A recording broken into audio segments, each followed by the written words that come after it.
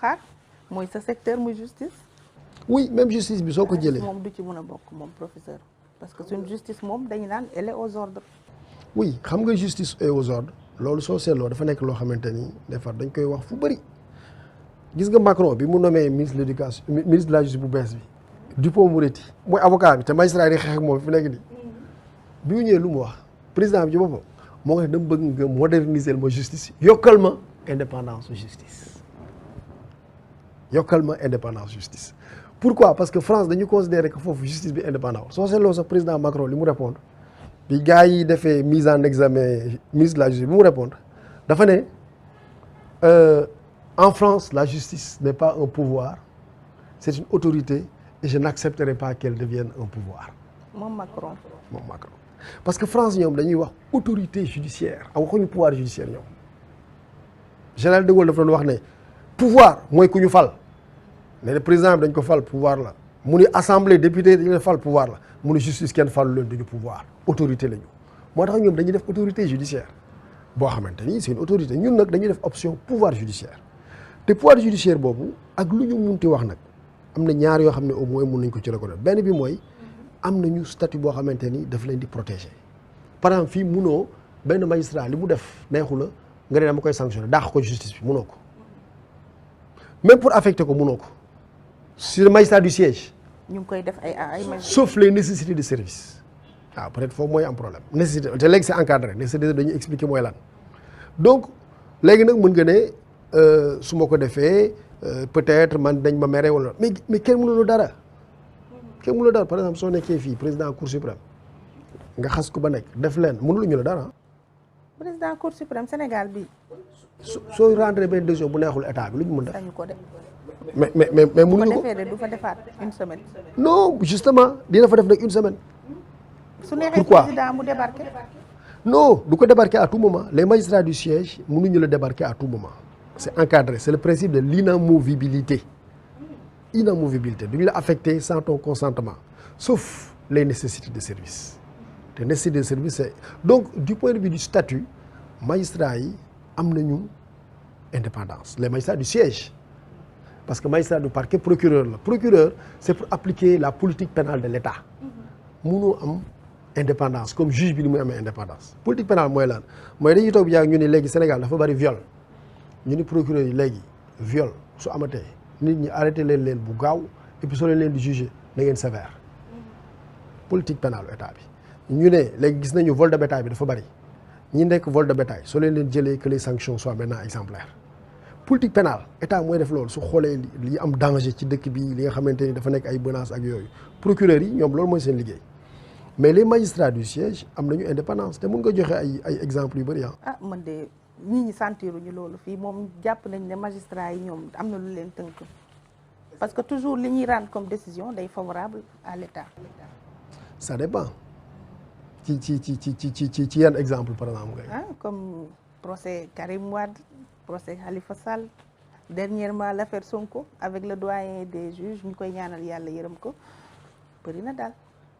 xam nga soo seetloo li ma neex ci sa exemple yi mooy exemple politique rek nga joxe. xamul tax parce que généralement suñu ne Sénégal justice bi amul indépendance soo ne joxe leen exemple ñu ni Karim Wade Khalifa Sall bon Sonko bi sax amagul parce que amagul dara pour l'instant l'affaire est en exemple procès amagul dara amul xamuñu ñaari exemple la ñu joxe nga ni yokkal beneen ñu ne xaaral ma xool nga ni waaw mais yokkal beneen rek wala au moins mu nekk ñett ñu ne non xawma pourquoi parce que tous les jours Sénégal justice bi dañuy condamner état man nekk naa ministre de la justice pendant 2 ans mais c'est dans des affaires civiles état bi dañuy am parfois contentieux collectif social ak ay travailleurs ñu dem ñu condamner état bi agence judiciaire ñu ni ko da ngay fay ñi ay milliards mu def appel ñu condamné waat état bi ñu fay travailleurs yi affaire suuf état day soxla suuf jël ko gaa ñi def ci introduit plainte ñu dem ñu condamné état bi mais état bi da nga leen di jox da ngeen leen di fay ay milliards état bi ne non ñun amuñu ay milliards te projet bi il faut ñu réaliser ñu ni kon mun leen jël suuf si tous les jours l'état est condamné devant les tribunaux sauf matière pénale ñaari affaire Khalifa Sall Karim Wade ñu ne justice bi indépendant wul donc léegi ñaari cas ngay jël ñaar exemple ngay jël rek pour juger la justice d'un pays mi ngi mel rek ñu ni France justice bi indépendante ñu ni lu tax ñu ni dañoo tëj Sarkozy benn exemple ñu ni ak beneen ñu waxaat beneen exemple ne loolu moo tax justice bi indépendante parce que tëj nañu ñaari politiciens non mënuñu fondé wu ci ñaari cas pour wax ne justice Sénégal bi yëpp justice sociale justice civile justice commerciale justice yëpp indépendant wu ci ñaari at. mais élection sax bu ñu defee recours jamais opposition bi am gain de cause. ça dépend su fekkente ne par exemple présidentielle non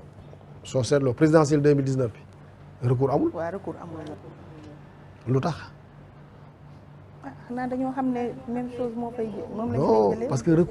recours da nga koy argumenter ak ay preuves. soo ñëwee recours amuñu preuve da nga naan moo tax defuñu recours. loolu la da nga naan fële nu mu tëddee Mbuur. élection yi dañ koo sàcc. juge bi ne la waaw dëgg la conseil constitutionnel waaw léegi indil ma preuve yi ne dañoo sàcc. nga ne non dañoo sàcc mu di waaw d'accord naa léegi indil preuve yi. gars yi preuve lañu amul. kon nag loolu moom ñun am nañ benn scoop kon ndeke manque de recours bi 2019 faute de preuve la woon man pour man élégance la woon xaw ma jantal agrément la wala. amu argument. le juge électoral toute fraude doit être argumentée alléguée et parfois fraude élément fraude si sax da nga koy joindre ci sa recours ne dañoo jàpp ñu def ay faux bulletins de vote da ngay arrêté gars yi ñoo xool faux bulletins yi ubbi ko ne dañoo wax ne faux bulletins xool faux bulletins yi dañoo wax ne dañu def lii da nga koy kii yëpp da nga koy mais soo amul preuve le juge dit recours rejeté pour faute. orange bi ci waa réew mi bind après tout comme 2017 livre blanc bi président. non livre blanc non xam livre blanc da ngay wax lu la neex rek ay dooree ne xaaral ma bind ci benn livre blanc ci émission Ndeye Fatou Ndiaye bi rek bind ci lu la neex livre blanc da ngay bind lu la neex xam moo tax ñu ko livre blanc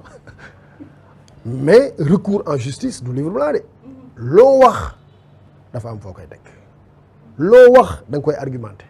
soo ko mënul argumenté doo dem donc gars ñi dañuy gis ne élection bi jaar na yoon d'ailleurs soo seetloo après li am mooy lan mooy le deuxième ki jëloon deuxième ñëw na rejoindre président parce que xam na ne quand même président moo gagné ki jël troisième xam na ne président moo gagné. moom mais reconnaître ko.